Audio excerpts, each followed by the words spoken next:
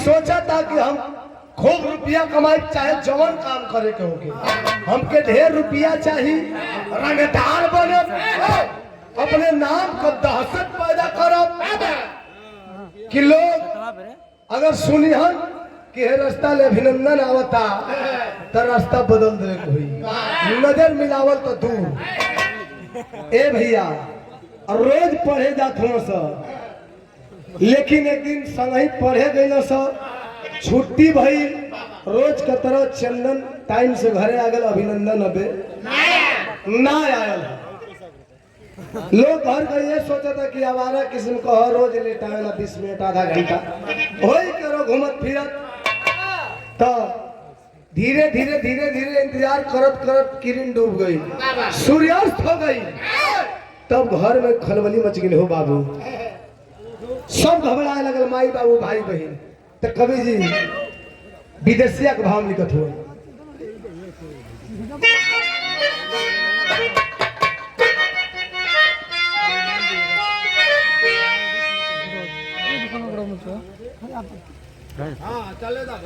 कैसे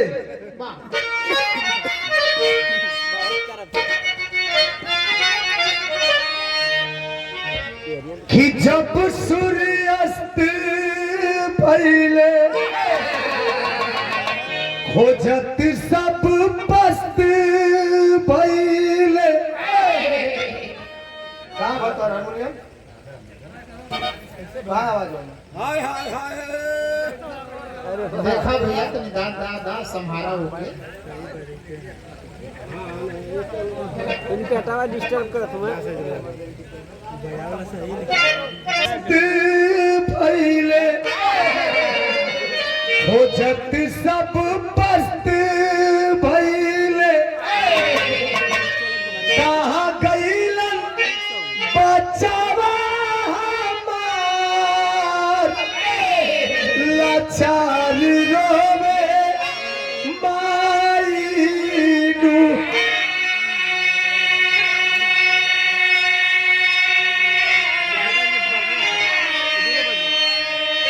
जे वही किरण डूबल, सूर्यास्त भई, घर में खलबली मच गई हो बाबू।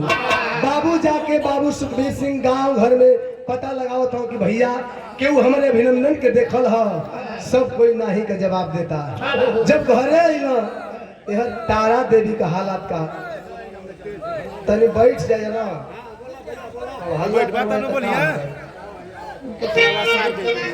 हमने के ढोलकिया के बड़ा तेजाब में मारो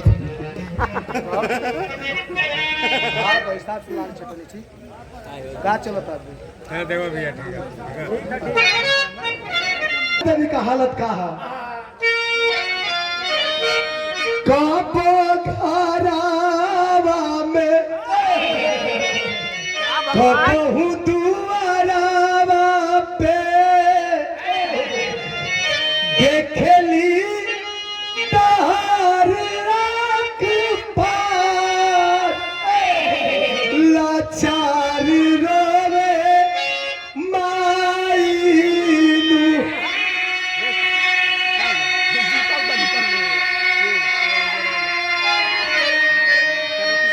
कबो छाने में घर में दौड़ के, कबो द्वार पर कि हम बचवा कहाँ गइलन, कपारे पर दुश्मन हुआ, हमारे बचवा के कुछ हो तो ना गई।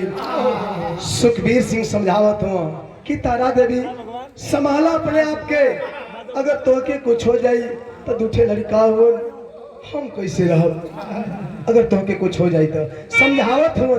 लेकिन तारा देवी का आँख का आंसू जवन है रोकत नहीं के, घबराहट थमत ना कहत तारी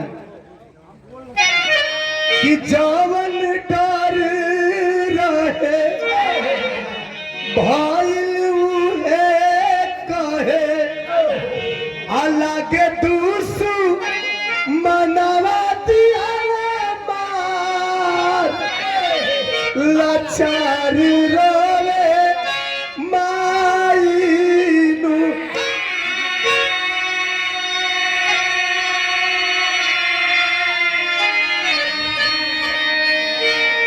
तारी छटपटा तारी खिलागत जौने बात का डर रहल हुए हो गई।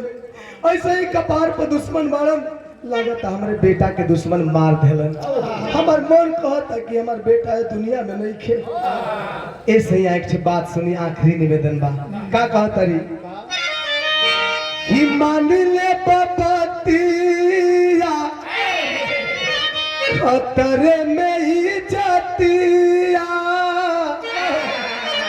चल हो जा कि हवा से पारार, लाचारी रोवे माई दू।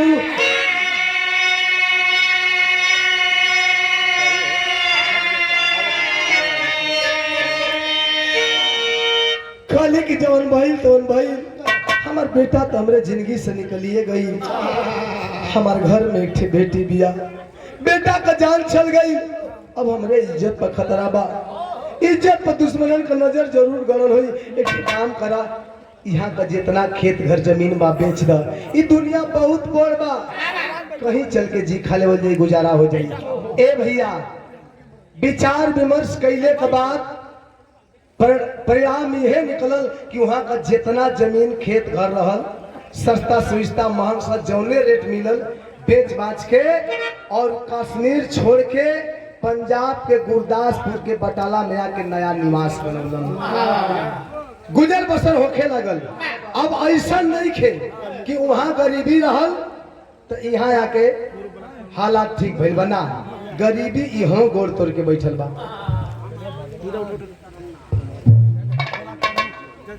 निशा फिल्म स्टूडियो आप यूट्यूब चैनल बा, 50 रुपया सुंदर माला, बहुत बहुत प्रणाम।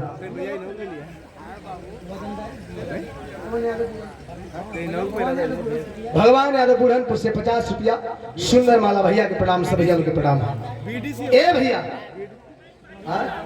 अच्छा बीडीसी